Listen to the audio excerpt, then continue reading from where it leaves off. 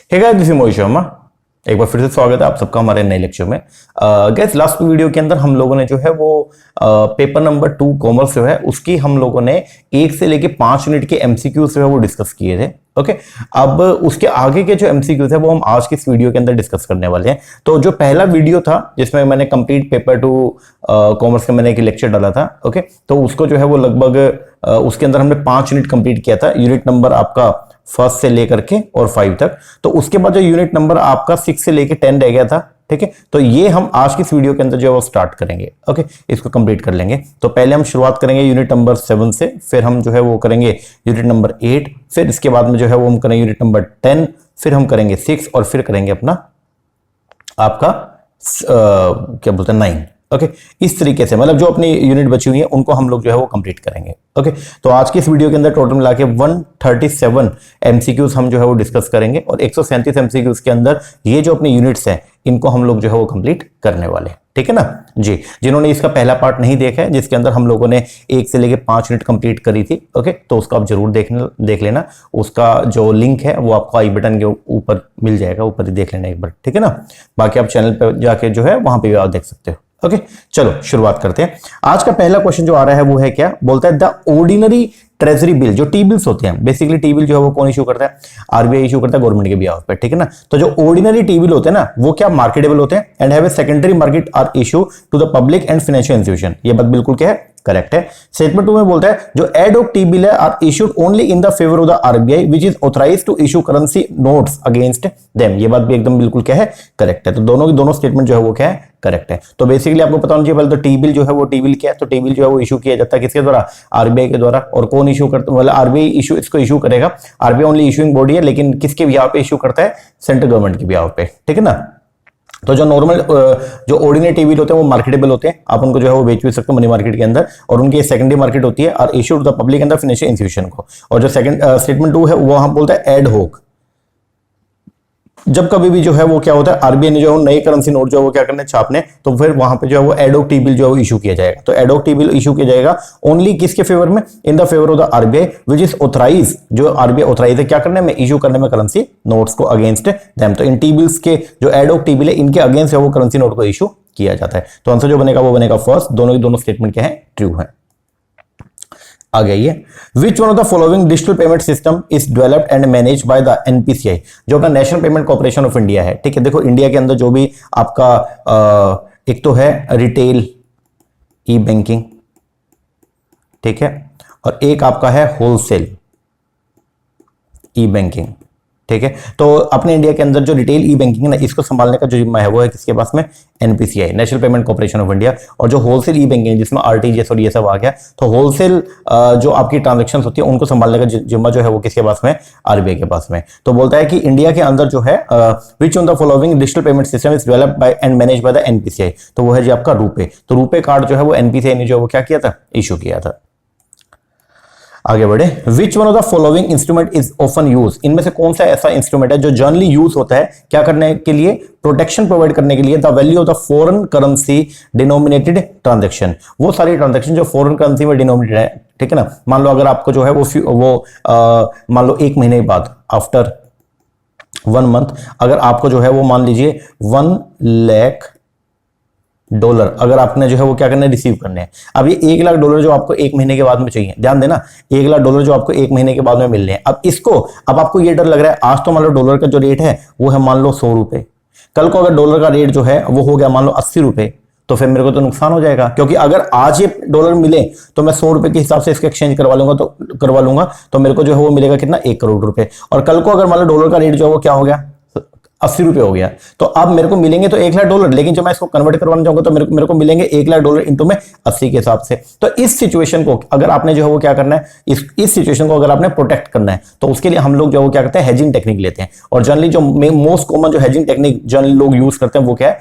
Forward. तो बोलते हैं which one of the following instrument is often used to protect the value of the foreign currency denominated transaction. वो है forward hedge. Hedge तो आपको मैंने बता दिया, हेज के अंदर हम लोग अपोजिट पोजीशन जो है वो बनाते हैं क्या करने के लिए, बेसिकली अपने रिस्क को मिटिगेट करने के लिए। तो हेजिंग होती है किसके लिए, जो रिस्क है उस रिस्क को क्या करने के लिए, मिटिगेट करने के लिए। और हेजिंग टेक्निक कई सारी होती है, ठीक है। तो रिस्क को मिटिगेट की टेक्निक बहुत सारी हैं, जिसके अंदर बेसिकली फॉरवर्ड भी आता है, इसके अंदर बेसिकली आपका जो है वो फ्यूचर भी आता है, इसके अंदर आपके ऑप्शन भी आते हैं, इसके अंदर आपके स्वैप भी आते हैं। ये बात थोड़ा ध्यान रखना, ठीक है। आगे बढ़े, नेक्स्ट क्वेश्चन।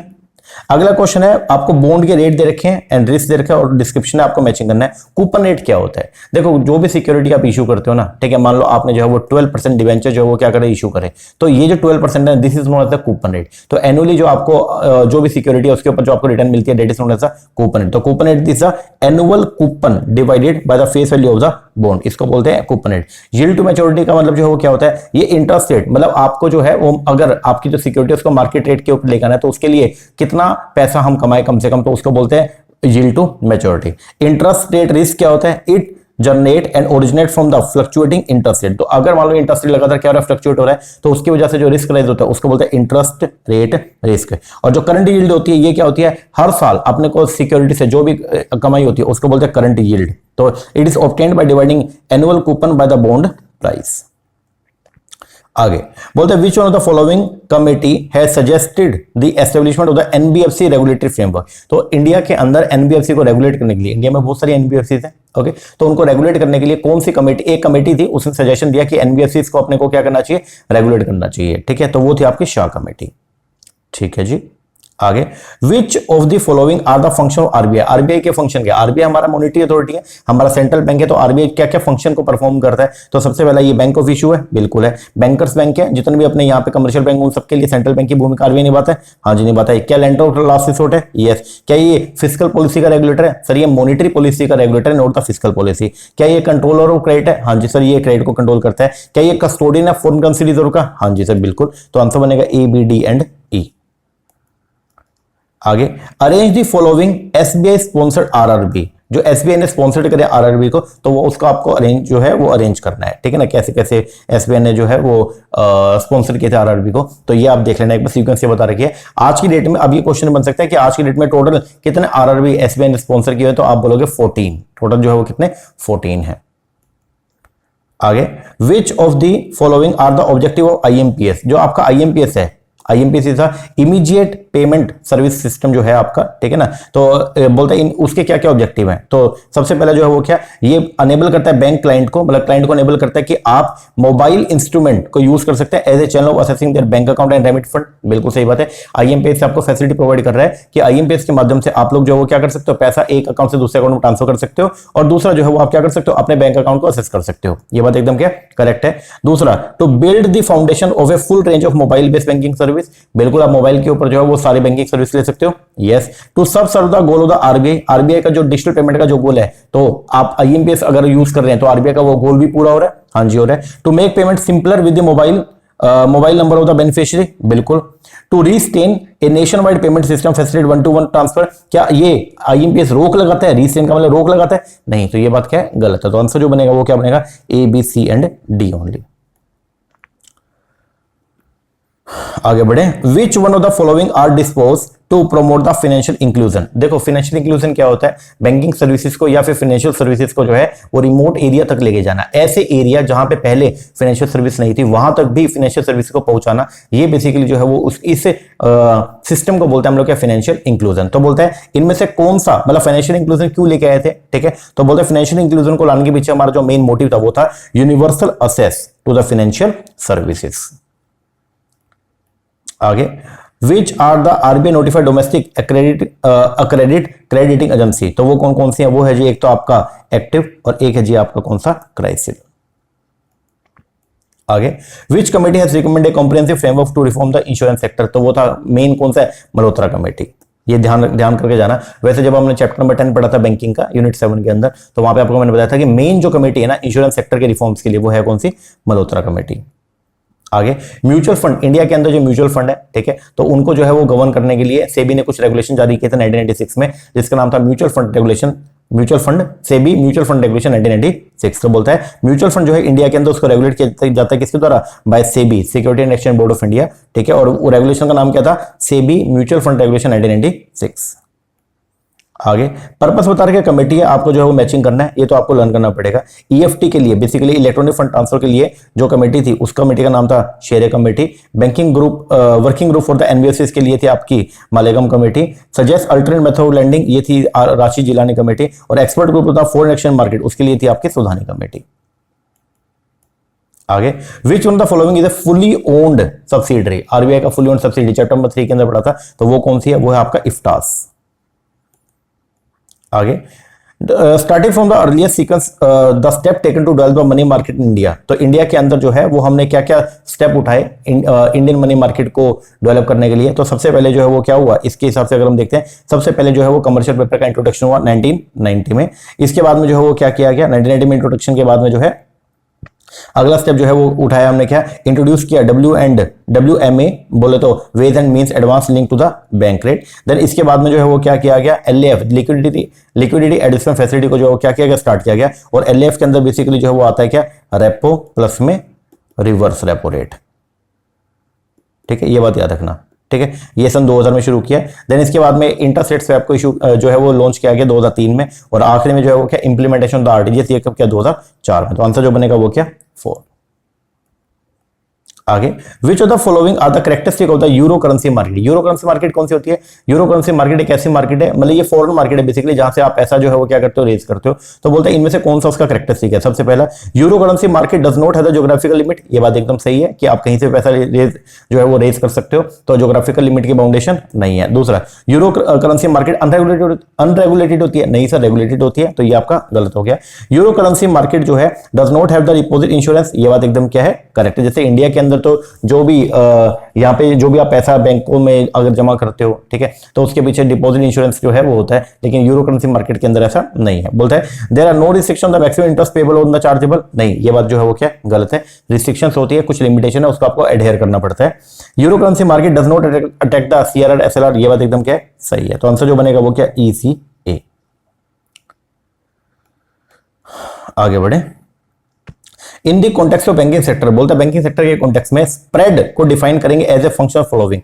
स्प्रेड जब भी हम बनाते हैं, स्प्रेड का मतलब जो क्या होता है, जो इंटरेस्ट रेट हमने आगे पे करना है और जो इंटरेस्ट रेट हमको आगे से मिलेगा। इसका मतलब मान लो मैंने जो है वो लोन लिया 10% पे, मैंने ये लोन लिया है, ठीक है, और मैं इस जो पैसा मेरे को मिला उस पैसे को आगे मैं चढ़ाऊंगा, मान लो चढ़ाऊंगा 16% पे, तो इन दोनों का जो डिफरेंस है ना, कितना, 6%, this is known as a spread.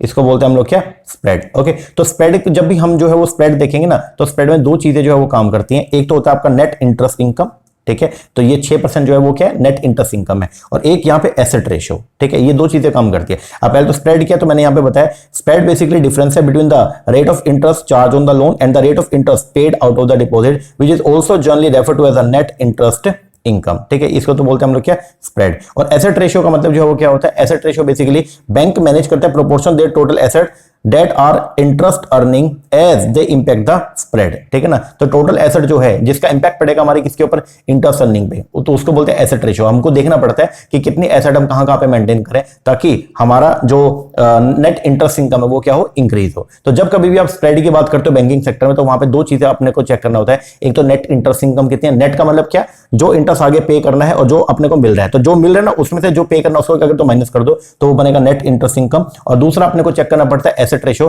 कौन सी एसेट किस किस परसेंटेज के ऊपर हमने आगे इन्वेस्ट की हुई है वो देखना होता है। तो इन ये दोनों बेसिकली फंक्शन है किसके, स्प्रेड के। तो आंसर क्या बनेगा, बी एंड डी। आगे, which is the legal framework governing the RRB. India के अंदर जो भी रीजन रूरल बैंक है तो उनके लिए एक तो आरआरबी एक्ट 1976 है और एक इनको जो है बैंकिंग रेगुलेशन एक्ट, इसको भी फॉलो करना होता है। तो बोलते हैं विच of the following legal governing which is the legal framework है जो गवर्न करता है आरआरबी को। तो एक तो है आपका आरआरबी एक्ट 1976 और एक है जी आपका बैंकिंग रेगुलेशन एक्ट 1949। आगे, which of the following are considered as a off balance sheet item. देखो, एक होती है ऑन बैलेंस शीट, एक है off balance sheet. On balance sheet item वो होती है जिनका जो बेसिकली बैलेंस शीट के अंदर आती है, ठीक है। इसका मतलब क्या, वो सारी फिगर जो आपकी जो बैलेंस शीट होती है, तो इसके अंदर लायबिलिटी साइड है और एक इसके अंदर जो वो क्या, एसेट साइड है।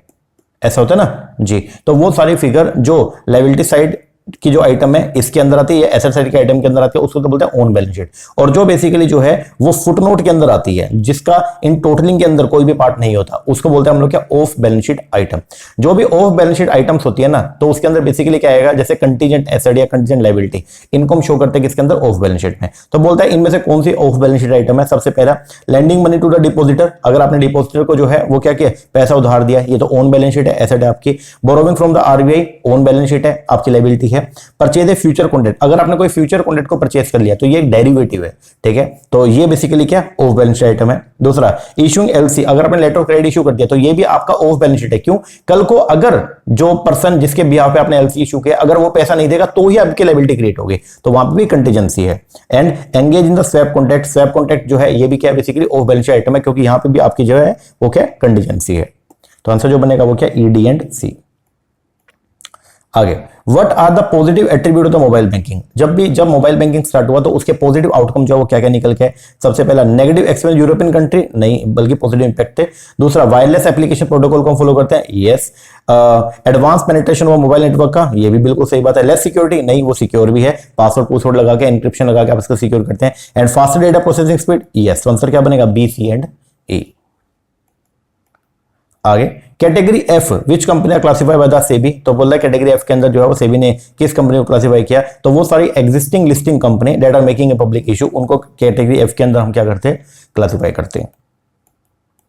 आगे, sequence the following step in the process of securitisation, जब कभी भी सिक्योरिटाइजेशन होती है, ओके, तो यहां पे बेसिकली एक एसपीवी को हम यूज करते हैं, ठीक है ना, स्पेशल पर्पस व्हीकल हो गया, ओके। तो कैसे कैसे होता है सिक्योरिटाइजेशन का प्रोसेस। सबसे पहले जो है वो क्या होगा, ओरिजिनेटर होगा, वो क्या करेगा, पैसे इकट्ठा कर, एसेट को इकट्ठी करेगा। Originator make a pool of this assets and sold it to the, और उसको बेच देगा किसको, एसपीवी को। फिर एसपीवी जो है वो क्या करेगा, आगे सब कॉन्ट्रैक्ट करेगा ओरिजिनेटर से for the collection of the interest and principal payment on the pool of asset. फिर एसपीवी जो है वो अब क्या करेगा, उस जो भी उसके पास में एसेट आई है उसके बदले में जो है वो क्या करेगा, टीडीआर को इशू करेगा, ट्रेडेबल सिक्योरिटी को इशू करेगा to find the purpose of the pool of asset. फिर उसके बाद में एसपीवी के पास जो पैसा आएगा तो एसपीवी पे करेगा फंड्स किसको, ऑर्गेनाइजेशन को for the pool of asset. और लास्ट में जो है एसपीवी क्या रीपे करेगा फंड्स को टू द इन्वेस्टर और cash flow arising on the pool of asset. तो ये पूरा का पूरा जो है प्रोसीजर होता है, इसके थ्रू जो है सिक्योरिटाइजेशन की, इस तरीके से सिक्योरिटाइजेशन की जाती है स्टेप बाय स्टेप। आगे, एज द इकोनॉमी वीकन, जैसे जैसे अगर मान लो हमारी अर्थव्यवस्था जो है वो क्या होगी, वीक होगी, one would expect investment in funds to increase and investment in funds to decrease. तो अगर मान लो कभी भी ऐसा होता है अर्थव्यवस्था अगर कमजोर होती है ना, तो जनरली लोग जो है वो क्या करते हैं, इक्विटी मार्केट से, बोल तो कैपिटल मार्केट से पैसा निकालते हैं और उसको मनी मार्केट में, मतलब सिक्योर इंस्ट्रूमेंट के अंदर जो है वो इन्वेस्ट करना पसंद करते हैं। तो बोलता है एज द इकोनॉमी वीकन, अगर इकोनॉमी हमारी क्या वीक होगी तो इससे जो है वो क्या होगा कि हमारी जो इन्वेस्टमेंट है इन द फंड, किसमें, मनी मार्केट के अंदर हमारी इन्वेस्टमेंट बढ़ जाएगी और जो हमारी इक्विटी में जो इन्वेस्टमेंट है वो हमारी क्या हो जाएगी, कम हो जाएगी। क्योंकि जब इकोनॉमी वीक होती है तो वहां पे अपने को डर होता है कि इकोनॉमी क्रैश ना कर जाए, तो उस केस के अंदर हम लोग कैपिटल मार्केट से सारा पैसा विड्रॉ करते हैं, उसको मनी मार्केट के अंदर जो है वो इन्वेस्ट करते हैं। आगे, which one of the following subsidiary, इनमें से कौन सी subsidiary is not owned by the RBI, तो एनएचबी के अंदर आरबीआई का जो है वो हिस्सा है। आईडीएफसी है industrial development finance corporation, basically IDFC जो बैंक है इसके अंदर जो है वो आरबीआई का जो है वो सब्सिडी, ये आरबीआई की सब्सिडरी नहीं है। आगे, कमेटी देखिए उसका पर्पस है, लर्न करना पड़ेगा। बेसल कमेटी जो है वो थी सुपरविजन ऑफ बैंक्स के लिए। रघुराम कमेटी जो है वो है आपके इंडियन मनी मार्केट। वगल कमेटी आई थी reform for the financial sector and Urjit Patel committee basically थी किसके लिए, मॉनेटरी फ्रेमवर्क के लिए। Arrange the following legislation in primary and secondary market ascending order of its enactment. सबसे पहले जो वो क्या हुआ, म्यूचुअल फंड रेगुलेशन है 1996 के अंदर। फिर इसके बाद में जो है वो क्रेडिट रेटिंग एजेंसी रेगुलेशन है 1999 में। फिर इसके बाद में स्वेट इक्विटी रेगुलेशन है 2002 में। फिर उसके बाद में जो है वो क्या सेबी इंट्रोडी रेगुलेशन है 2008 में और फिर क्रेडिट रेटिंग रेगुलेशन है 2009 में। आगे, What are the correct regulatory provision for the foreign bank operation India? देखो फॉरेन बैंक क्या होता है, एक ऐसा बैंक जिसका इनकॉर्पोरेशन तो आउटसाइड इंडिया हुआ लेकिन उसने अपना ब्रांच ऑफिस ओपन कर लिया कहां पे, इंडिया में, तो ऐसे बैंक को बोलते हैं हम लोग क्या, फॉरेन बैंक। तो बोलता है करेक्ट रेगुलेटरी प्रोविजन क्या है फॉरेन बैंक का, तो सबसे पहला एक तो दे आर इनकॉर्पोरेटेड इंडिया, नहीं है ये इनकॉर्पोरेटेड है कहां पे, आउटसाइड इंडिया में, लेकिन उन्होंने अपना ब्रांच ओपन किया हुआ है। तो पहला जो है वो यहाँ पे क्या निकल के है, फॉरेन बैंक सिंस 2002 से हैव बीन अलाउ, उसको अलाउ किया गया कि वो आप अपनी सब्सिडी ओपन कर सकते हो yes. Foreign bank are allowed to operate in India even if they are not financial sound, नहीं, फाइनेंशियल साउंड होना चाहिए। They have to operate according to the banking regulation, बिल्कुल सही बात, बैंकिंग रेगुलेशन एक्ट के हिसाब से ये ऑपरेट होंगे। आरबीआई अप्रूव करता है that foreign bank which are present in India could open their branches, हाँ जी, आरबीआई जो है आपको अलाउ करेगा, तो आप फॉरेन बैंक की ब्रांचेस है वो इंडिया के अंदर ओपन कर सकते हो। तो आंसर है BDE, सॉरी। आगे ये थे अपने कुछ क्वेश्चन जो हमने कंप्लीट किए अपने बैंकिंग एंड फाइनेंशियल इंस्टीट्यूशन के। अब हम जो है वो पढ़ेंगे हमारे मार्केटिंग मैनेजमेंट के एमसीक्यूज को। सबसे पहला बोलता है जो इमोशनल अपील होती है ना, is one of the type of advertising appeal. Emotional appeal basically जिसके अंदर हम लोग जो है वो इमोशंस के ऊपर फोकस करते हैं, ठीक है। तो जब कभी भी मार्केटर एडवर्टाइजिंग कर रहा है, ओके, तो वो जब इमोशंस को कैप्चर करने की कोशिश करता है या फिर इमोशन को टारगेट करने की कोशिश करता है, ठीक है, तो उसके पीछे का रीजन क्या है, तो बोलता है emotional appeal is one of the type of advertising appeal based on the 3 idea. पहला बोलता है जो रैशनल अपील है ना वो जनरली अननोटिस रहती है। जो रैशनल, कई बार ऐसा होता है कि आप ऐड दोगे, उसके अंदर आप अपना एक मैसेज देना चाहते हो लेकिन लोग उसको ध्यान नहीं दे रहे हैं, ठीक है, तो वहां पे जो मार्केटर है वो क्या करता है, वो इमोशन से खेलना पसंद करता है, ठीक है। तो क्यों इमोशन अपील हम क्यों करते हैं, तो सबसे पहले ये है क्योंकि जो रैशनल अपील है वो क्या रहती है, अननोटिस रहती है। दूसरा, कंज्यूमर वॉच ऑल एड, क्या कंज्यूमर सारी एड देखता है, नहीं, वो स्किप करता है। आगे, it can capture attention and foster attachment. अगर इमोशनल अपील आप करोगे ना, इमोशंस को अगर टच करोगे तो उससे जो है वो क्या होगा, लोगों का जो अटेंशन है वो कैप्चर आप कर सकते हो और उनकी अटैचमेंट जो है वो आपकी एड के साथ में बढ़ेगी। आगे, कंज्यूमर इग्नोर करता है मोस्ट एड को, ये बात एकदम क्या करेक्ट है। Rational appeal generally get notice, नहीं, रैशनल अपील अननोटिस रहती है, इसीलिए हम लोग जो है वो इमोशनल अपील के ऊपर जो है काम करते हैं। तो आंसर क्या बनेगा, A, C and D। Place the following service differentiator in a logical sequence. देखो सर्विस डिफरेंट, एक सर्विस प्रोवाइडर और दूसरे सर्विस प्रोवाइडर के अंदर जो है वो क्या डिफरेंस आता है, ओके। तो आपको यहाँ पे जो है क्या करना है, जो सर्विस डिफरेंशिएटर है ना, ठीक है, उसको लॉजिकल सीक्वेंस के अंदर जो है वो क्या करना है, प्लेस करना है। तो सबसे पहले आप अपने आप को औरों से अलग कैसे करोगे, सबसे मेन चीज तो क्या है, आप ईज ऑफ ऑर्डरिंग, ठीक है, कि आपकी अगर सर्विसेज को हमने अगर अवेल करना है तो उसको अवेल करना बहुत ही क्या हो, ईजी, ऑर्डर करना क्या हो, ईजी हो। तो सबसे पहले तो क्या, ईज ऑफ ऑर्डरिंग। फिर जो है वो आएगा क्या, speed and timing of the delivery. फिर इसके बाद में जो है वो क्या आएगा आपका, इंस्टॉलेशन, ट्रेनिंग एंड कंसल्टिंग। फिर इसके बाद में क्या आएगा, मेंटेनेंस एंड रिपेयर, ये होना चाहिए। एंड फिर क्या आएगा, रिटर्न्स। तो ये है आपका, ये बेसिकली पांचों आपके डिफरेंशिएटर है और ये इनका जो सीक्वेंस है। इस तरीके से आप लोग जो है वो अपनी सर्विसेज को औरों से अलग करके दिखा सकते हो। आगे, the present value of the future profit. Present value किसकी, फ्यूचर प्रॉफिट की। द इंडिविजुअल और द सेगमेंट जो जनरेट करते हैं over A life time relationship with A brand और फर्म, उसको बोलते हैं हम लोग क्या, लाइफ टाइम वैल्यू। आगे, which amongst the following method is not a method of generating sales lead in personal selling. तो बोलता है इनमें से कौन सा जो है वो मेथड नहीं है, किसका, पर्सनल सेलिंग का पार्ट नहीं है, ठीक है। तो रेफरल पर्सनल सेलिंग का पार्ट है, नेटवर्किंग पर्सनल सेलिंग का पार्ट है, कूपन ये इसका पार्ट नहीं है, कोल्ड कॉल इसका पार्ट है। कोल्ड कॉल बेसिकली क्या होता है, ये एक सेल टेक्निक है जिसके अंदर जो है वो क्या होता है, व्हेन वेयर ए बिजनेस, जहां पे बिजनेस है वो कॉन्टेक्ट करता है पोटेंशियल कस्टमर के साथ में who have not previously express interest in the product और service. It can involve phone calls और in person visit but in generally refer to as a phone based conversation, उसको बोलता है कोल्ड कॉल्स, ठीक है। तो कोल्ड कॉल भी जो है वो पार्ट है किसका, आपके पर्सनल सेलिंग का। कूपन इसका पार्ट नहीं है। आगे, कॉन्सेप्ट ऑफ पीएलसी, जो आपका प्रोडक्ट लाइफ साइकिल है जिसके अंदर बेसिकली 5 आपके जो स्टेजेस आती है। सबसे पहले नंबर पे पीएलसी के अंदर हम लोग जो है वो लेके आते हैं प्रोडक्ट का, पहले इनोवेशन होगा, फिर उसका इंट्रोडक्शन होगा। पहले तो कॉन्सेप्ट डेवलपमेंट और प्रोडक्ट आपने बना लिया, पहला स्टेज। फिर प्रोडक्ट को हम क्या करेंगे, इंट्रोड्यूस करेंगे, फिर इंट्रोडक्शन है, फिर ग्रोथ, फिर मैच्योरिटी और फिर उसके बाद में क्या, डिक्लाइन। तो बोलता है ये जो आपका पीएलसी है वो बेस है on which of the following की अजम्पशन के ऊपर। सबसे पहली अजम्पशन है, बोलता है प्रॉफिट रिमेन स्टेबल। क्या अलग अलग पीएलसी के अलग अलग स्टेज पर प्रॉफिट स्टेबल होता है, नहीं होता है। Product have been unlimited life, क्या प्रोडक्ट की अनलिमिटेड लाइफ होती है या लिमिटेड होती है, लिमिटेड होती है। आगे, तो ये दोनों चीजें नहीं है। आगे बोलता है product sales pass through distinct stage. बोलता है जो प्रोडक्ट है ना उसकी जो सेल है वो अलग अलग स्टेजेस से होकर गुजरती है, ईच पोजिंग डिफरेंट चैलेंजेस, और हर स्टेज जो है वो अलग अलग चैलेंजेस और अलग अलग अपॉर्चुनिटी लेके आती है, ये बात करेक्ट है। दूसरा, product require different marketing, financial manufacturing, purchasing and human resource strategy in each of the life cycle stage, ये बात भी एकदम क्या करेक्ट है। And product have a limited life, और प्रोडक्ट की जो लाइफ क्या होती है, लिमिटेड होती है, ये बात भी क्या करेक्ट है। तो तीनों की तीनों स्टेटमेंट जो वो क्या करेक्ट है। आ गई है। Which of the following are relevant in technological innovation. जब कभी भी टेक्नोलॉजिकल इनोवेशन की बात करते हैं तो बोलते हैं इनमें से कौन कौन सी जो बातें वो रेलिवेंट है, तो बोलता है मोस्ट इनोवेशन जो है वो इंक्रीमेंटल होती है। ये बात एकदम क्या करेक्ट है। जब भी इनोवेशन होती है तो प्रीवियस से हम कुछ ना कुछ जो है वो कुछ एक्स्ट्रा अपने को जो है मिलता है। दूसरा, most innovation involve the commercial utilisation of idea. बिल्कुल सही बात है। जब कभी भी इनोवेशन होगी ना तो उसके पीछे का जो मेन एम होता है वो क्या होता है कि हम कमर्शियली उस इनोवेशन का फायदा उठाना चाहते हैं। ठीक है, आगे the risk in introducing innovation usually high, और जो रिस्क होता है इनोवेशन वो क्या होता है, हाई होता है। ठीक है ना, तो आंसर जो बनेगा वो क्या, ए, बी एंड ई। ये दोनों नहीं है, क्यों? पहला, innovation can not be explained with isoquant. बोलता है इनोवेशन को आइसोक्वांट से एक्सप्लेन नहीं किया जा सकता। अरे यार, इनोवेशन अगर है तो उसको आप दिखाते हो बेसिकली कि क्या फर्क पड़ेगा। ठीक है, तो ये गलत है। दूसरा, introduction the innovation is not stimulated by the strong domestic rivalry and the geographic consideration, ये भी क्या है, गलत है। Dash take into account a host of inputs such as buyer की image of the product performance, the channel deliverable, the warranty, quality, customer support and software attributes such as the supplier reputation, trustworthiness and esteem। इसको क्या बोलते हैं? तो ये सब आते हैं किसके अंदर, आपका economic value to customer pricing. आगे कॉन्सेप्ट टारगेटिंग, कॉन्सेप्ट से देखिए आपको टारगेटिंग स्ट्रेटजी कुछ तैयार किया, उसका आपको जो है वो मैचिंग करना है। सबसे पहला, टारगेट कंपेटिबिलिटी। टारगेट कंपेटिबिलिटी का मतलब क्या है? जिसके अंदर कंपनी की एबिलिटी कि कंपनी जो है वो कस्टमर के माइंड में अपने प्रोडक्ट की एक सुपीरियर वैल्यू क्रिएट करती है, उसको बोलते हैं टारगेट का कंपेटिबिलिटी। टेक्टिकल टारगेटिंग क्या होती है? ये इसमें तरीके आते हैं in which company can reach strategically important customer, तो उसको बोलते हैं टेक्टिकल टारगेटिंग। टारगेट अट्रैक्टिवनेस क्या होता है? It reflect the ability of a market segment to create superior value for the company. And strategic targeting क्या होती है? इसका फोकस होता है on customering company offering according to the customer need. Given below are the two statement, A के assertion, ए के reasoning. सबसे पहले नंबर पे बोलता है कंज्यूमर में prefer to choose the channel based on their own shopping goal. ये बात एकदम सही है।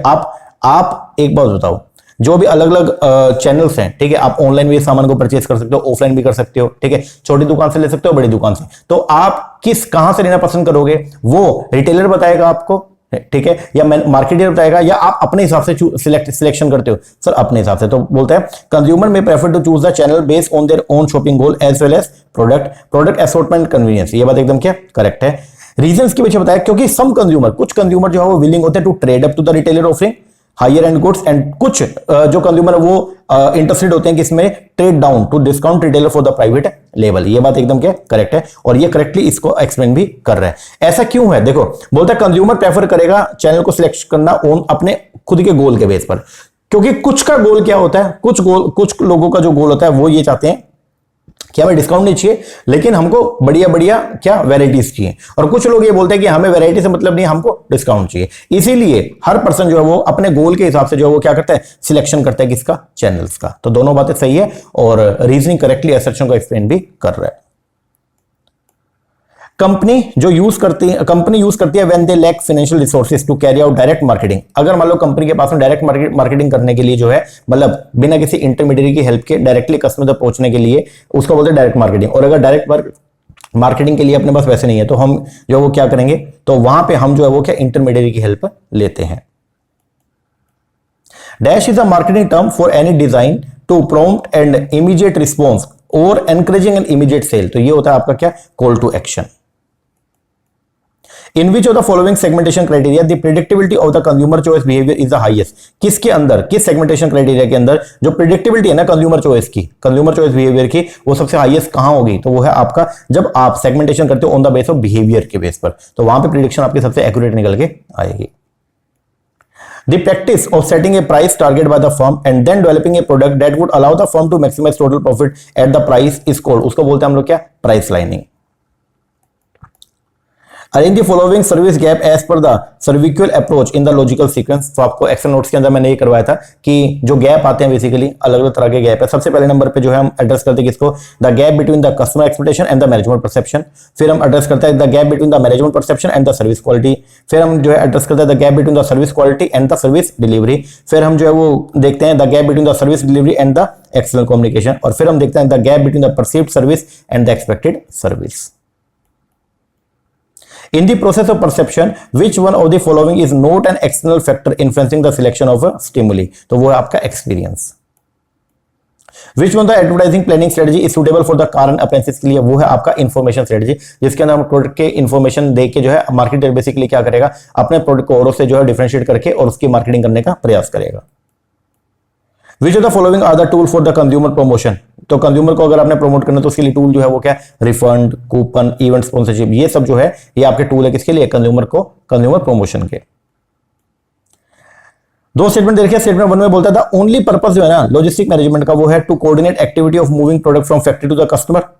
क्या लॉजिस्टिक मैनेजमेंट सिर्फ ये आएगा कि सामान को फैक्ट्री से कस्टमर तक पहुंचाना? नहीं, उससे पहले की एक्टिविटी, इसके बाद की एक्टिविटी, वो भी लॉजिस्टिक मैनेजमेंट में आती है, तो ये तो गलत हो गया। दूसरा, logistic management is only the responsibility to marketing function, नहीं, पूरी फॉर्म के लिए होता है, तो ओनली मार्केटिंग फंक्शन की रिस्पॉन्सिबिलिटी नहीं होती है, तो दोनों स्टेटमेंट क्या है, रॉन्ग है।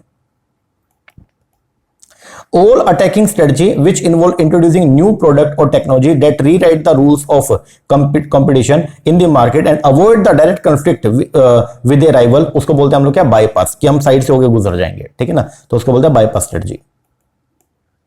Which of the following are the reason for manufacturer and retailer to brand their offering? इनमें से कौन से रीजन है जिसकी जो मैन्युफैक्चरर रिटेलर को बेसिकली प्रोवोक करते हैं कि आप अपने जो प्रोडक्ट है उसकी जो है वो क्या करो, ब्रांडिंग करो, ताकि उसको आइडेंटिफिकेशन जो मिल सके, तो वो है अगर आप ब्रांडिंग करेंगे तो ब्रांडिंग अनेबल करती है प्रीमियम प्राइसिंग, तो अगर आपका प्रोडक्ट ब्रांड बन गया, ओके, तो आप उसका जो है वो हायर प्राइस भी चार्ज कर सकते हो। दूसरा, ये कंट्रीब्यूट करता है to the corporate identity programme, बिल्कुल सही बात है। फिर inform about the source of product, नहीं, हमारा जो मेन पर्पस है वो क्या, डेवलप द कस्टमर लॉयल्टी, जो ब्रांड है उसके लिए कस्टमर की लॉयल्टी को हम क्या करना चाहते हैं, डेवलप करना चाहते हैं, तो आंसर क्या बनेगा, B, C and D.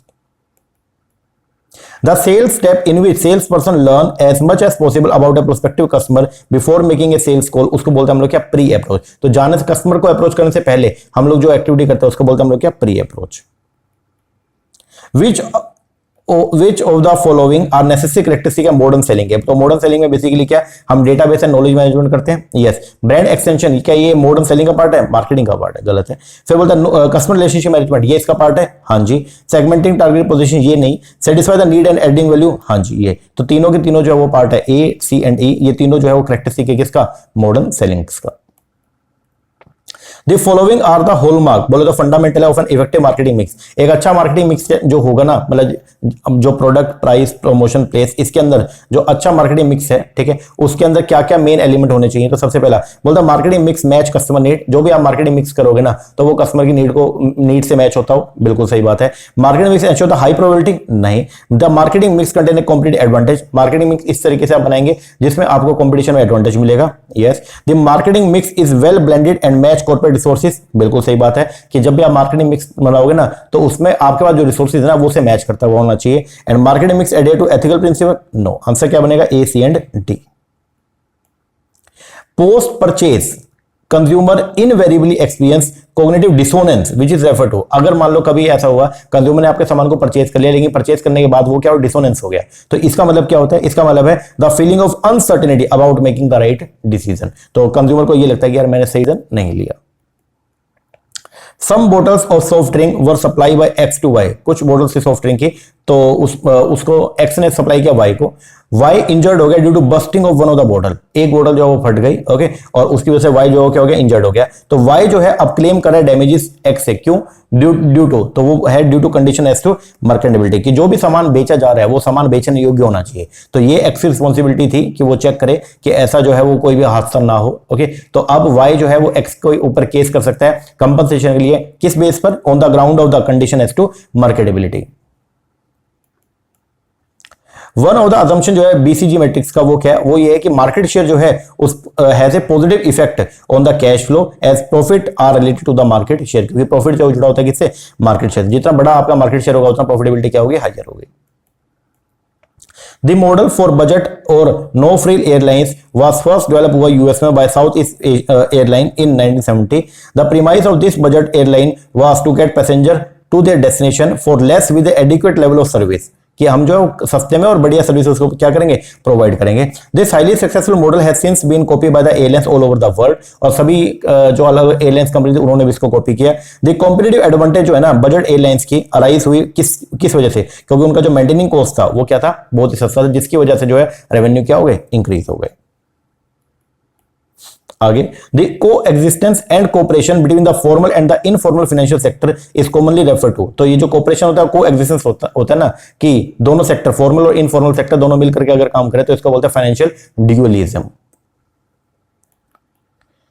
Arrange the key step in developing a perceptual map to determine the position of a brand in the marketplace in sequence। तो आपको बताना है कि आपको क्या करना है, आपको की स्टेप अरेंज करने हैं, क्या करना है, डेवलप करने में कंसेप्चुअल मैप, डिटरमाइन करने में पोजीशन ऑफ ए ब्रांड, एक ब्रांड की पोजीशनिंग के लिए in the marketplace in sequence. तो सबसे पहले नंबर पे हम क्या करेंगे, aggregate all brand belonging to the category, aggregate करेंगे सभी ब्रांड्स का जो एक कैटेगरी से लिंकेज है, यस। फिर आइडेंटिफाई करेंगे सेट ऑफ कंपीटिंग ब्रांड, जो कंपीटिंग ब्रांड है उनको आइडेंटिफाई करेंगे। फिर हम यहाँ पे आइडेंटिफाई करेंगे इंपॉर्टेंट एट्रीब्यूट, अलग अलग फीचर जो कंज्यूमर यूज करता है व्हेन चूजिंग द ब्रांड। फिर हम वहां पे क्या करें, कंडक्ट करें क्वालिटी रिसर्च कि जहां पे कंज्यूमर स्कोर करेगा ईच ब्रांड ऑन अलग अलग की एट्रीब्यूट के बेस पर, और लास्ट में put brand on the 2 dimensional map.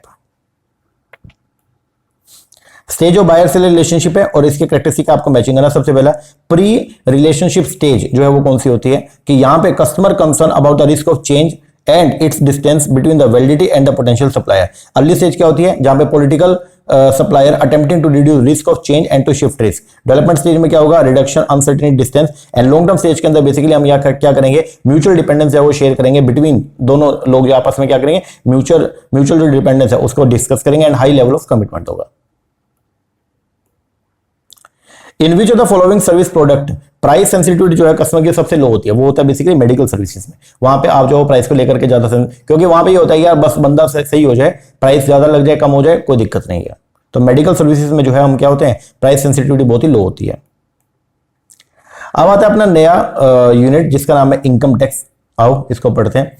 Asset transfer बता रखा है और यहाँ पे एग्जम्पशन बता रखा है, दोनों को मैचिंग करना है। तो एग्रीकल्चर लैंड जो है, पहले ये बता रखा है एग्रीकल्चर लैंड, तो एग्रीकल्चर लैंड के लिए जो सेक्शन 54B, रेजिडेंशियल हाउस को अगर आपने बेचा तो उसके लिए सेक्शन 54 लैंड बिल्डिंग है बहुत बेचा तो सेक्शन 54EC, लैंड बिल्डिंग जो फॉर्मिंग पार्ट होता है इंडस्ट्रियल अंडरटेकिंग तो section 54D।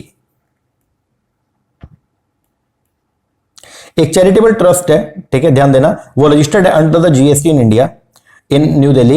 It provide yoga, ये क्या करता है, एक तो योगा ट्रेनिंग देता है to the middle age people को, कोचिंग प्रोवाइड करता है फॉर द बास्केटबॉल को to teenager, and skill development services भी प्रोवाइड करता है to the person over the age of 65। तो यहां पे आपको बताना है कि ट्रस्ट जो है वो किस अमाउंट के ऊपर जो है GST पे करने के लायबल है। तो ना तो वो योगा के लिए लायबल है और ना ही वो कोचिंग, जो बच्चों को बास्केटबॉल प्लेयर के लिए बच्चों को अगर कोचिंग प्रोवाइड कर रहा है तो उस अमाउंट पे भी GST पे करने के लिए जो है वो लायबल नहीं है। ओनली स्किल डेवलपमेंट सर्विसेज जो वो प्रोवाइड कर रहा है उसके लिए वो लायबल है।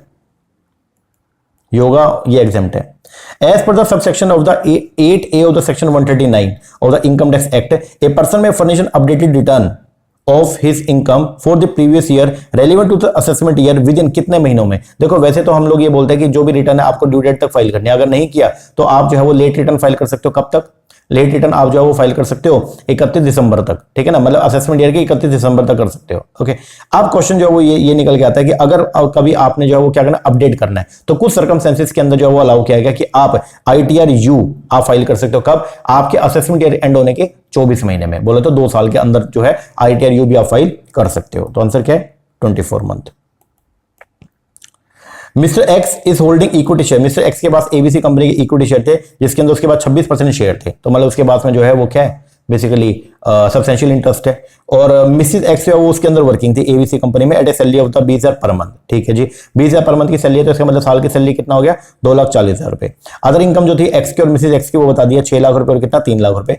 ग्रोस टोटल इनकम बताना है मिस्टर एक्स का और मिसेस एक्स का। देखो अगर मान लो आपका स्पाउस जो है, आपकी मतलब मिस्टर एक्स की जो स्पाउस है वो जॉब कर रही है कहां पे, उस कंपनी में जहां पे मिस्टर एक्स के पास में क्या सब्सटेंशियल इंटरेस्ट है, तो यहां पे हम लोग जो ये मानते हैं कि ये उसकी वजह से है। और इस केस के अंदर बेसिकली जो वो क्या होगा, मिसेस एक्स जो भी पैसा कमाएगी वो सब मिस्टर एक्स की सैलरी के अंदर जो मिस्टर एक्स की इनकम में क्लब कर दिया जाएगा, ठीक है ना। लेकिन अगर ये अगर यहां पे ये लिखा होता कि इसे ये अपने स्किल के बेस पे कमा रही है तो फिर क्लबिंग प्रोविजन एप्लीकेबल ना होते।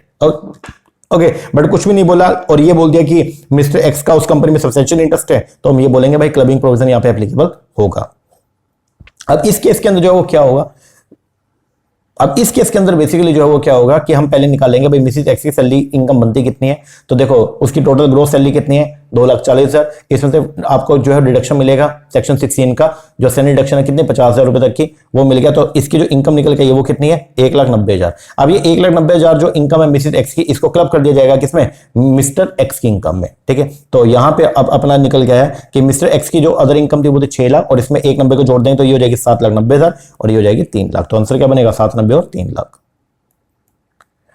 विच of the following is the allowable deduction, इनमें से कौन सी अलाउेबल डिडक्शन है, ध्यान देना, इनमें से कौन सी अलाउेबल डिडक्शन है as per the income tax act 1961 in respect to entertainment allowance. तो एंटरटेनमेंट अलाउंस की डिडक्शन जो मिलती है ना वो क्या होती है, वो होती है बेसिकली क्या, lower the 1/5 of the basic salary, बोल the 20% of the basic salary, और 5,000, और entertainment allowance which is less. आगे, arrange the following in the ascending order of the applicable TDS rate. ये तो टीडीएस की रेट है, थोड़ा याद कर लेना, आंसर ये है इसका। एवरी सेलर, जो कोई हर सेलर जो रिसीव करता है एन अमाउंट एक्सीडिंग रुपीस कितने लाख से, consider for the sale of motor vehicle. अगर कोई भी सेलर जो है वो क्या मोटर व्हीकल अगर बेच रहा है तो 10 लाख से ऊपर अगर वो क्या करता है, वो जो भी गाड़ी गुड़ी है, ठीक है, उसकी अगर वैल्यू 10 लाख से ऊपर है तो 1% की रेट से टीसीएस भी अपने को क्या करना पड़ेगा, कलेक्ट करना पड़ेगा। तो वैल्यू कितना है 10 lakh. Which of the following are the deemed to be income, deemed to be dividend. तो सेक्शन 222 की बात करता है, 222 ए बी सी डी और ई, आपके सारे मैंने करवा रखे हैं। तो बोलते हैं इनमें से कौन सा, किसको हम डीम टू बी डिविडेंड मानेंगे for the purpose of computing the income chargeable under the head income from other sources. तो एक तो ये payment to the shareholder on the reduction of capital. दूसरा, अगर शेयर होल्डर को हम debenture जो है वो क्या करते हैं, डिस्ट्रीब्यूट करते हैं शेयर होल्डर को, या कोई भी लोन ग्रांट करते हैं शेयर होल्डर को बाद क्लोजली हेल्ड कंपनी, तो ये सब जो है वो डीम डिविडेंड माना जाएगा। Which of the following will be clubbed into the income of the Mr. Q whose income from profession is 85,000। तो किसको हम क्लब करेंगे, सबसे पहला इनकम फ्रॉम मिसेस एक्स, उसको अगर मिसेस एक्स की इनकम अगर प्रोफेशन की इनकम है इसको क्लब नहीं करेंगे। मिसेस एक्स जो मिसेस क्यू है उसकी सैलरी, उसको सैलरी मिल रही है एज ए क्लब के तौर पे, उसको क्लब नहीं करेंगे। माइनर सन जो 15,000 रुपए उसने कमाए, ठीक है, ऑन डिपॉजिट होता money gifted to him by his uncle, तो इसको जो है वो क्लब किया जाएगा। दूसरा, माइनर डॉटर की अर्निंग, ठीक है, from the sports, minor daughter के ऊपर क्लबिंग का प्रोविजन एप्लीकेबल नहीं है। And minor son winning from lottery, इसको भी क्लब किया जाएगा। तो आंसर क्या आएगा C and E. Arrange the following advance payment for the tax in the ascending order. सबसे पहले देखो, जब कभी भी सेक्शन 207 आपके ऊपर अगर अप्लाई है तो पहले हम ये चेक करते हैं एप्लीकेबिलिटी है भी या नहीं। तो सबसे पहले देखेंगे क्या हमारे ऊपर एडवांस टैक्स पे करने की लायबिलिटी है या नहीं है। तो पहला liability for the payment of advance tax, इसके बाद में फिर हम क्या कंडीशन देखेंगे for the liability to pay the advance tax, फिर हम कंप्यूट करेंगे एडवांस टैक्स को, फिर payment of the advance tax by the assessee on his own accord, और लास्ट में क्या होगा इंस्टॉलमेंट देखेंगे of the advance tax and the due date, कि क्या हमने जितना बनता था उतना पे किया या नहीं किया।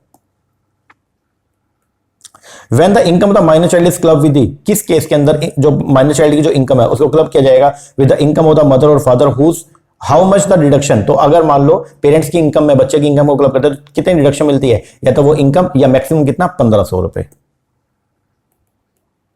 A multinational company can use which price to create profit in low tax regime and loss in high tax regime। तो वो बेसिकली कौन सा, transfer pricing. Which of the following are collect for agriculture income. तो वो क्या है, income from self grown grass tree bamboo, ये नहीं है। Rent and rate derive from land, ये है एग्रीकल्चर इनकम है। Income from making the produce fit for market, agriculture income है। Income from land use for storing agriculture produce, ये agriculture income नहीं है, अदर सोर्स की है। इनकम फ्रॉम फार्म हाउस, ये भी क्या एग्रीकल्चर इनकम है। Which are the appropriate tax pending perspective in case of shutdown. अगर आप जो है वो क्या कर रहे हो, अपने बिजनेस को शटडाउन कर रहे हो या फिर उसको जो है वो क्या कर रहे हो, मतलब बिजनेस को शटडाउन करूं या कंटिन्यू करो, तो उसके लिए हम क्या क्या बातों को हम कंसीडर करते हैं। सबसे पहला बोलता है business loss and unabsorbed depreciation can be carry forward and set off against the profit and gain कर सकते हैं। Loss making company and the profit making company में merge to avail the tax benefit, नहीं ऐसा नहीं होगा। Tax benefit जो है ना डिडक्शन अंडर सेक्शन 33 AB की और 115 VT may be withdrawn and liable to tax for the year in which the business is discontinue, yes. Condition जो है section 80 IB IC of the act, a deduction is allowed to such undertaking, नहीं मिलेगा। If a person has more than one business, तो loss making business जो है उसको आपको discontinue नहीं करना चाहिए, आपको चलाना चाहिए, क्योंकि उस जो लॉस मेकिंग बिजनेस है उसके लॉस को आप दूसरे बिजनेस से जो है सेट ऑफ कर सकते हैं। तो ये डिसीजन अब जो है अपने को इन बातों को हम कंसीडर करके चलते हैं। फिर यहाँ पे कॉन्सिक्वेंट आउटकम है और टैक्सेशन पर्सपेक्टिव है। सबसे पहला a person is liable to penalty and prosecution, तो वो होता है टैक्स अवॉइडेंस के इवेजन के केस में, टैक्स की चोरी के केस में। Tax is reduce by taking advantage the loop और द लॉ, वो है टैक्स अवॉइडेंस। अगर मतलब जो अपने लॉ में कुछ लूप होल्स थी उसका हमने एडवांटेज उठा लिया, तो वो है आपका basic tax avoidance. Main aim जो है is compliance with the legal formality, वो है टैक्स मैनेजमेंट। ये it is a guide in the decision making, ये आपका टैक्स प्लानिंग। एक्स को अपॉइंट किया, एक्स अपॉइंट हुए 1 जुलाई को, 1 जुलाई 2022 को as a lecturer in university. उसने कंटिन्यू किया 30 अप्रैल तक। कब तक? 30 अप्रैल तक, ठीक है। What would be the duration of the previous year? तो प्रीवियस ईयर इसमें जो है वो क्या मानेंगे, 1 जुलाई से 30 अप्रैल मानेंगे या 31 मार्च मानेंगे? 1 जुलाई 2022 से 31 मार्च 2023 ये माना जाएगा। तो आंसर जो बनेगा वो ये है। It is an art of dodging tax without actually breaking the law. वो क्या होता है? वो है टैक्स अवॉइडेंस, जिसके अंदर हम जो है वो लॉ को नहीं तोड़ रहे हैं लेकिन वो लॉ के कुछ लूप होते हैं उनका बेनिफिट उठा रहे हैं, वो है टैक्स अवॉइडेंस। मैचिंग करना आपको, person known as an Indian and the rate of deduction आपको बताना है। डिविडेंड के ऊपर जो है वो कितना 20% है। Short term capital gain 111 A के अंदर कितना 15% है। On income by way of winning from horses पे कितना 30% है। On income by way of royalty और the fees for technical service के ऊपर कितना 10% है।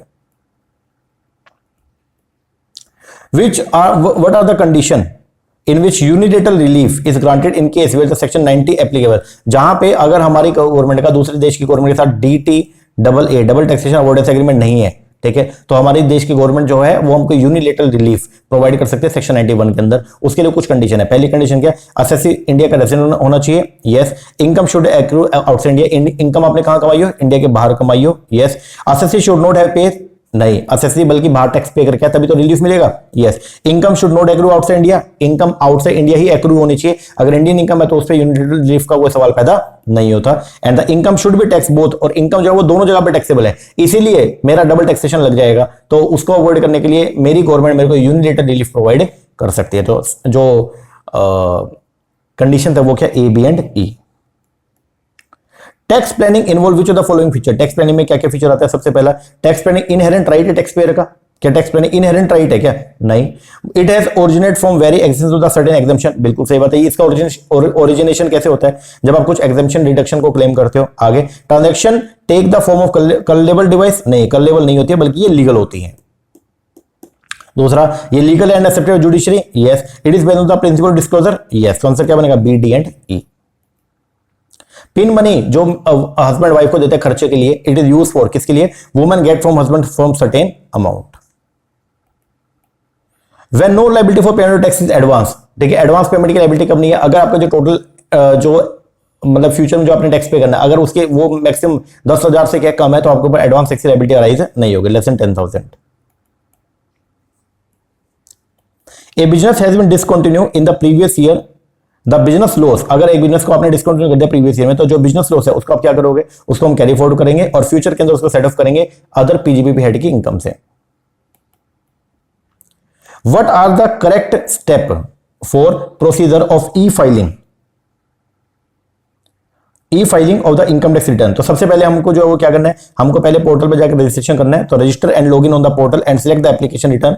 उसके बाद में फिर हम लोग जो है क्या करेंगे? फाइल करेंगे डिटेल्स को and computation of the tax. फिर हम लोग जो है क्या करेंगे? Marking making the payment of the balance tax and contain the data provided. फिर उसके बाद में जो है फाइल जनरेट करेंगे और इनकम टैक्स रिटर्न फाइल कर देंगे और आखिरी में हम लोग जो वो आईटीआर फॉर्म जो है उसको सेंड करेंगे to CPC.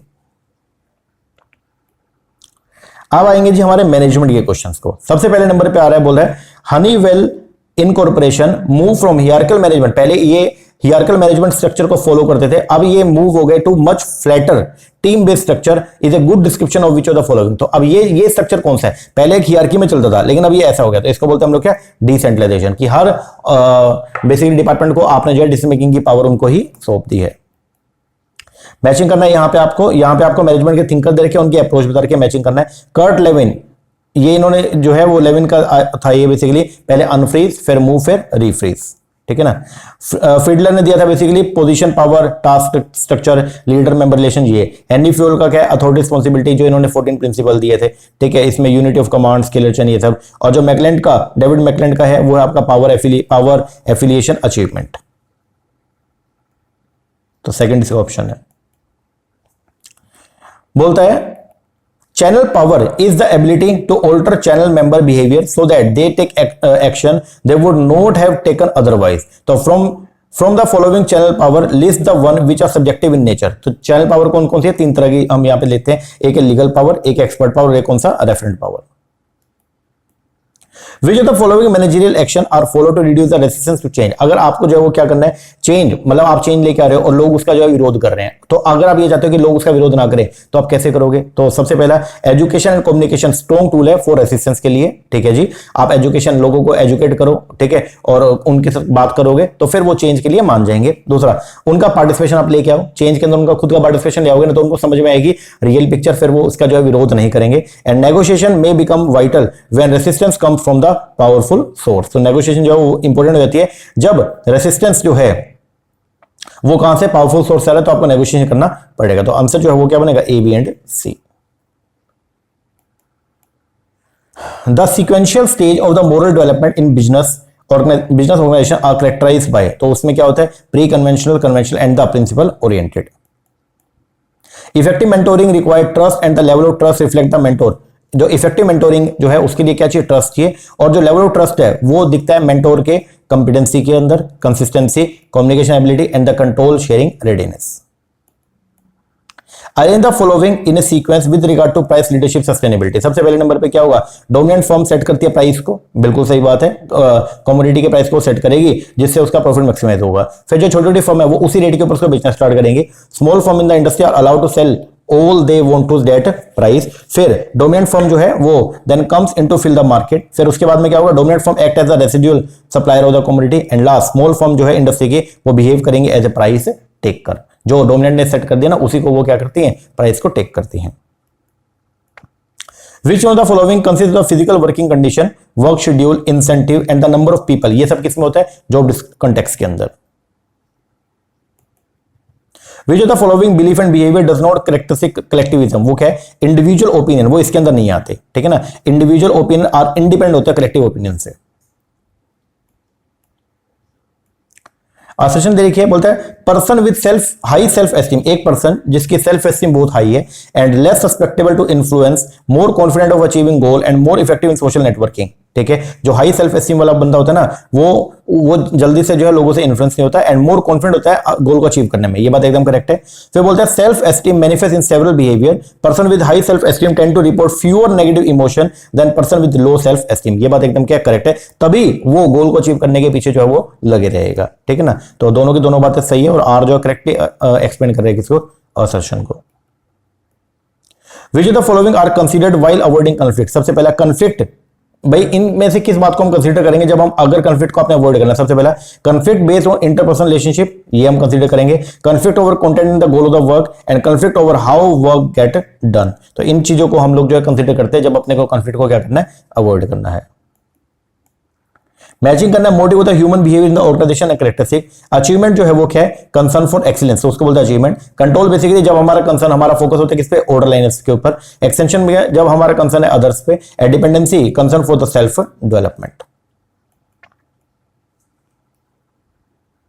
For customer which are the area of ethical and social responsibility concern? Customer के लिए कौन कौन से ऐसे एरिया हैं एथिकल एंड सोशल रिस्पॉन्सिबिलिटी के लिए? वो है कस्टमर के लिए अगर आप एथिकल चीजों को कंसीडर करते हो तो आपको प्रोडक्ट कैसा देना चाहिए, प्रोडक्ट सेफ्टी को कंसीडर करोगे, फेयर प्राइस आप कस्टमर से चार्ज करोगे एंड प्रॉपर उनको जो है वो सारी की सारी इंफॉर्मेशन को डिस्क्लोज करोगे। तो आंसर क्या, A, B and E.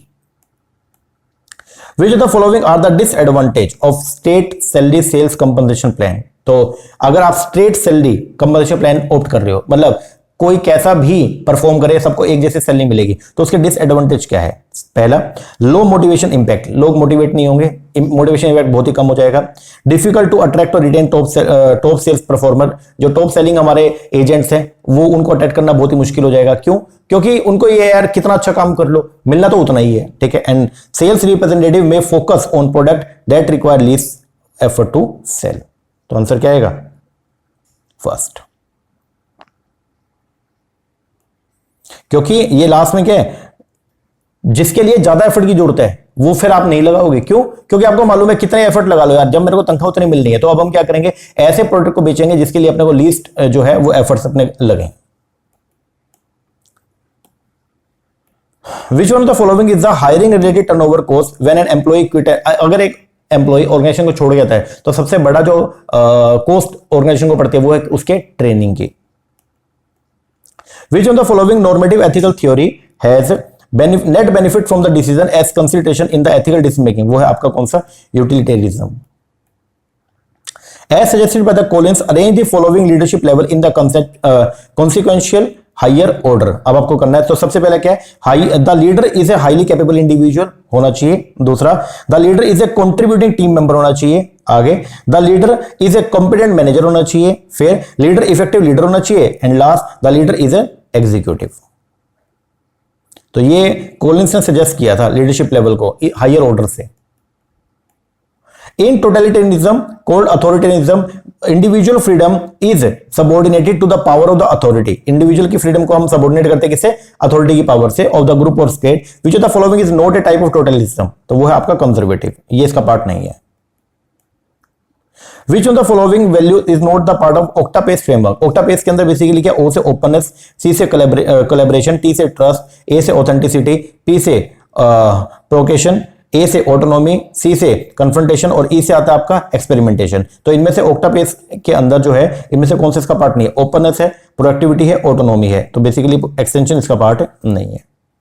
Extension की जगह क्या है? Experimentation. Who was of the opinion that the labor was the father of wealth and it must be included in any estimate of the national wealth? तो वो है आपके William पेटी.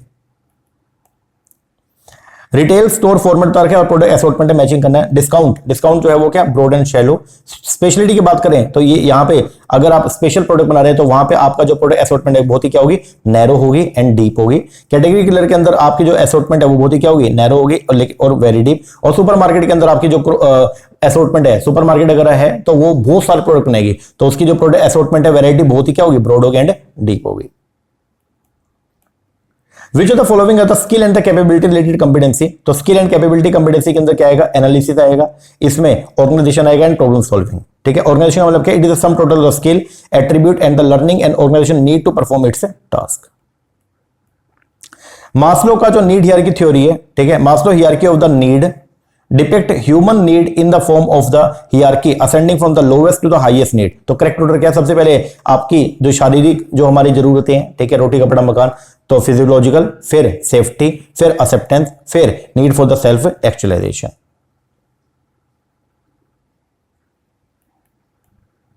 Matric structure जो है ना is the realization the two dimension structure होता है which emanate directly from two dimension of the authority. From which of the two? तो मैट्रिक स्ट्रक्चर जो है किन दो डायमेंशन से जो क्रिएट होता है? तो एक है फंक्शनल और एक है कौन सा?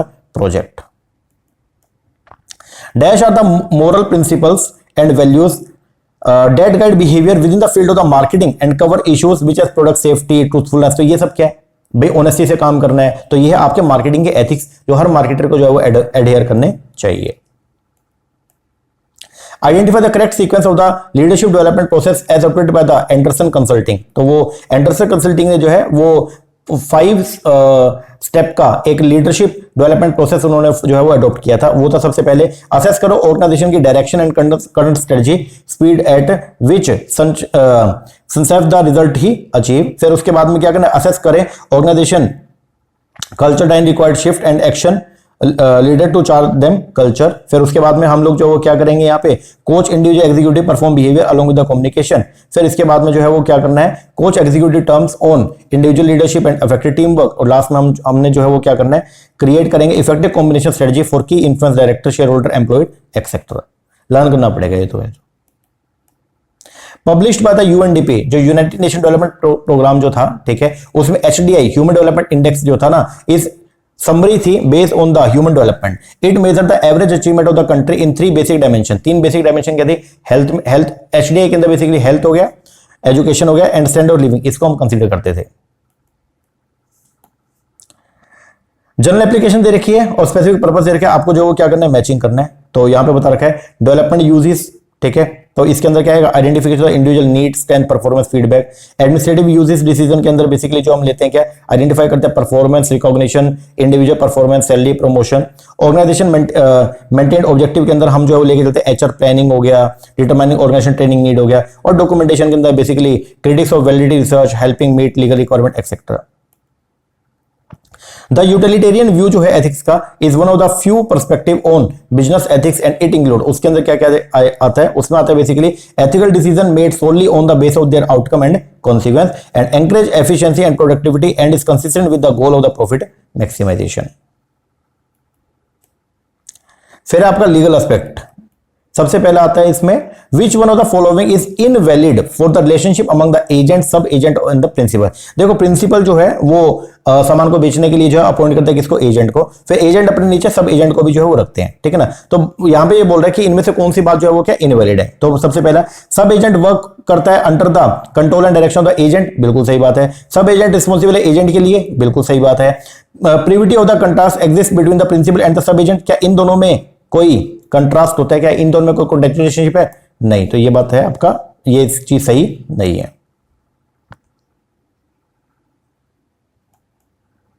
आगे, arrange the following step in the investigation process of the combination by the CCI. अगर मान लो सीसीआई जो है वो क्या करे, इन्वेस्टिगेशन कर रहा है, तो क्या क्या स्टेप को फॉलो करेगा। सबसे पहले इशू शोकॉस नोटिस को इशू किया जाएगा to the parties of the combination, फिर call for the report for the director general, फिर क्या करेंगे, डायरेक्ट करेंगे पार्टीज को of the combination to publish detail of the combination, फिर इनवाइट करेंगे पर्सन को affecting parties to file the written objection, और लास्ट में call for the additional information, अगर नीड है तो वो भी हम मांग लेंगे। तो ये स्टेप है, इसको हम फॉलो करके इन्वेस्टिगेशन करता है CCI.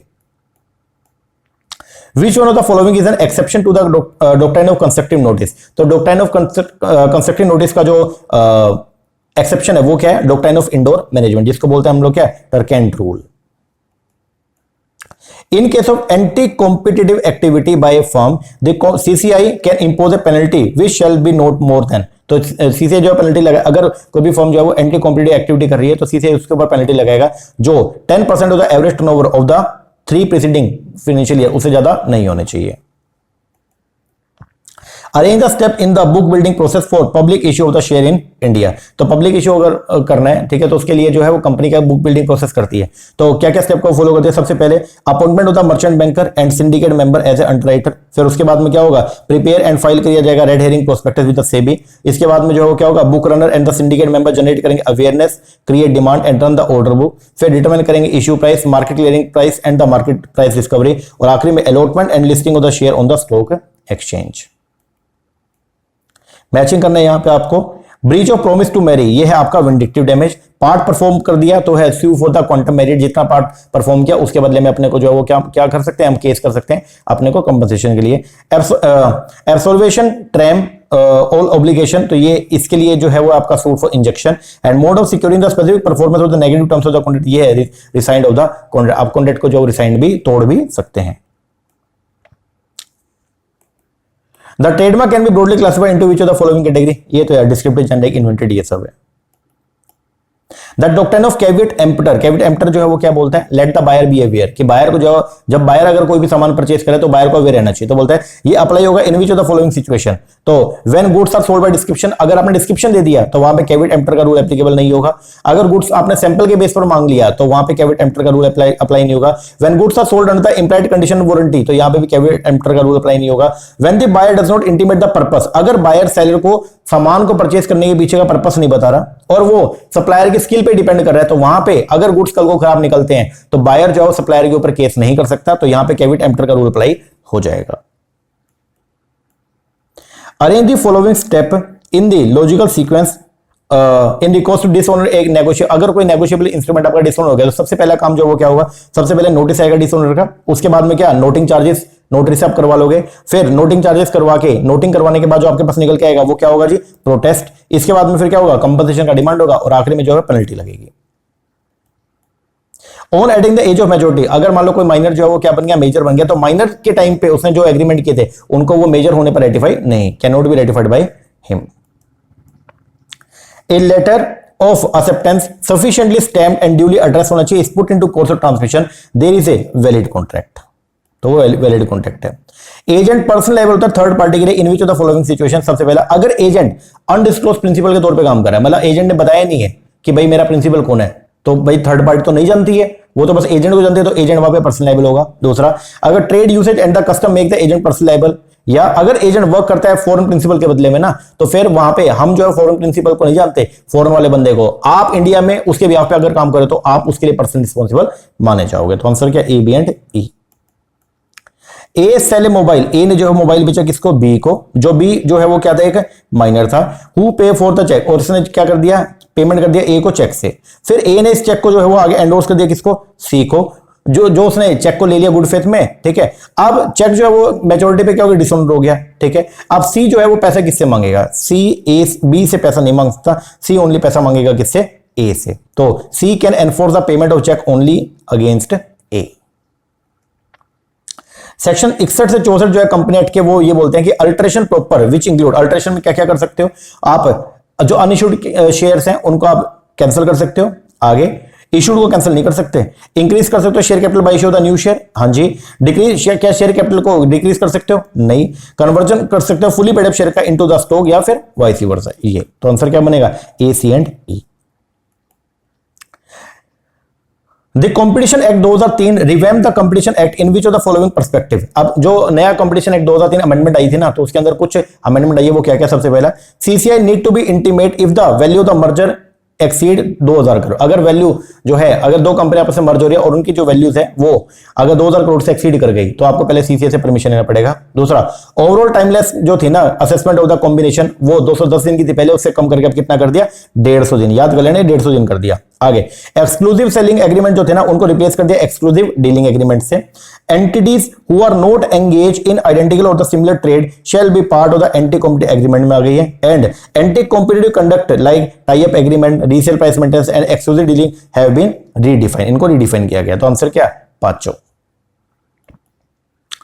If the application for the information, आपने अगर जो है वो आरटीआई लगाया, ठीक है, और आपकी जो आरटीआई वो क्या होगी, रिजेक्ट हो गई, ठीक है, अंडर द आरटीआई एक्ट, तो जो सीपीआई हो या एसपीआई हो, जिससे भी आपने मांगा, मान लो सेंट्रल पब्लिक इंफॉर्मेशन ऑफिसर से या स्टेट पब्लिक इंफॉर्मेशन ऑफिसर से आपने कोई इंफॉर्मेशन मांगी थी और उन्होंने अगर उसको रिजेक्ट कर दिया, तो उनकी अब ये ऑब्लिगेशन बनती है क्या, कि वो आपको जो वो क्या करेंगे, एक तो रीजन बताएंगे रिजेक्शन का, उन्होंने आपकी एप्लीकेशन को क्यों रिजेक्ट किया। दूसरा, पर्टिकुलर बताएंगे कि आप आगे अपील में कहां जा सकते हो, एंड पीरियड बताएंगे कितने दिनों में आप आगे अपील में जा सकते हो। Sequence the following step in the operational functioning of the asset reconstruction company। तो asset reconstruction company जो है वो सबसे पहले क्या करेगी, bye loan of bank at discount, उसके बाद में जो है क्या करेंगे, इशू करेंगे सिक्योरिटी टू द बैंक, फिर इसके बाद में जो है कैरी आउट द रिकवरी करेंगे, फिर रिकवरी करके फिर हम उसमें अपने मैनेजमेंट फीस चार्ज करेंगे, एंड फिर लास्ट में जो है बैंक को क्या कर देंगे, पेमेंट कर देंगे। बोलता है सर्टिफिकेट ऑफ इनकॉर्पोरेशन जो है ना, वो एक कंक्लूसिव एविडेंस है दैट ऑल द रिक्वायरमेंट, अगर आपको जो है वो क्या मिल गया, सर्टिफिकेट ऑफ इनकॉर्पोरेशन मिल गया, तो एक कंक्लूसिव एविडेंस है कि कंपनी जो है वो कंपनी एक्ट के अंदर रजिस्टर्ड हो गया, उसने सारी इंफॉर्मेशन, सारी जो भी कंप्लायंस है उनको पूरा कर लिया। बिल्कुल सही बात है। बोलता है after incorporation if the company makes a fresh contract in terms of the pre incorporation contract, the liability जो है प्रोमोटर की वो अब क्या हो जाएगी, खत्म हो जाएगी। ये बात एकदम क्या है, सही है। तो दोनों की दोनों स्टेटमेंट क्या है, ट्रू है।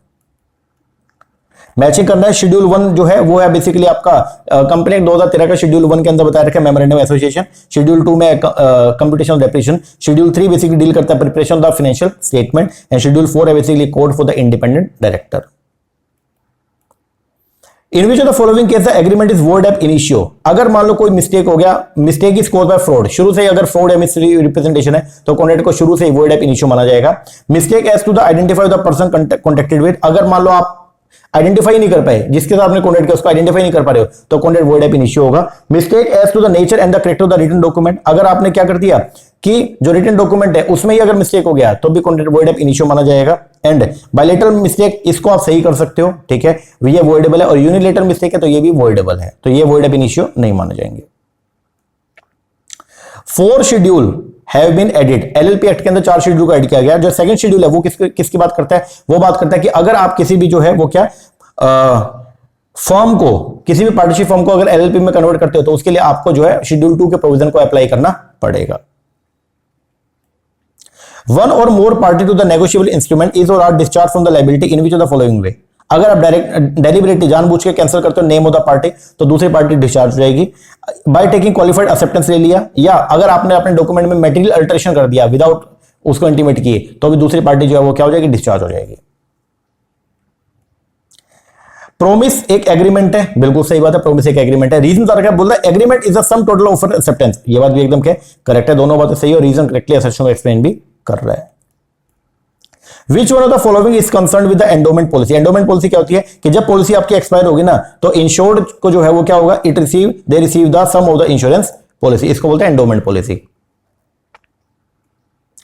If anyone fraudulently or dishonestly make use of electronic signature, password or any other unique identification feature of any other person, then under which section, ITAT की सेक्शन में उसको जो है वो पनिशमेंट मिलेगी, वो है सेक्शन 66C में। और आज का हमारा जो लास्ट क्वेश्चन है, दिसंबर 1 2022 से which body handle all the complaint related to the profiteering under the GST, वो है आपका सीसीआई। अब कौन करता है, सीसीआई करता है, ठीक है। तो ये हमारे कुछ टोटल मिला के 137 एमसीक्यूज जो हमने आज की इस वीडियो के अंदर जो है डिस्कस करे, इसको बढ़िया तरीके से अब आप जो है वो कर लीजिए, ओके। और इससे पहले भी हमने कुछ क्वेश्चन जो है वो डिस्कस करे थे, उनको भी बढ़िया तरीके से पढ़ लेना। इसका पीडीएफ मैं टेलीग्राम के ऊपर भी डाल दूंगा, ओके। टेलीग्राम चैनल का लिंक आपको डिस्क्रिप्शन में मिल जाएगा, ठीक है, वहां पे सब देखने को मिलेगा, ओके। और आज हो गया संडे 16 तारीख, परसों आपका पेपर है 18 तारीख को।